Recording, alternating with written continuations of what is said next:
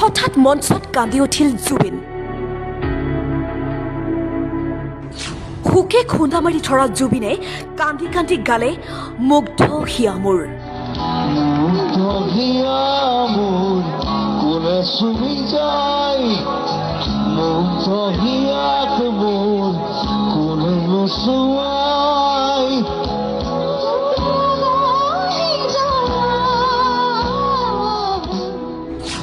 বালিপাৰা, য'ত একেবাৰে হেৰাই গৈছিল জংকি।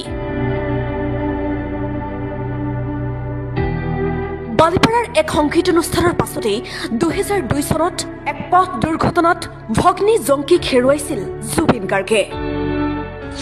জুবিনৰ ভগ্নী জংকিৰ 21 বছৰীয়া মৃত্যুবাৰ্ষিকী। ভগ্নীক মনত পেলাই এনেদৰে হঠাৎ হুক হুকাই কান্দি উঠিল জুবিন গাৰ্গ।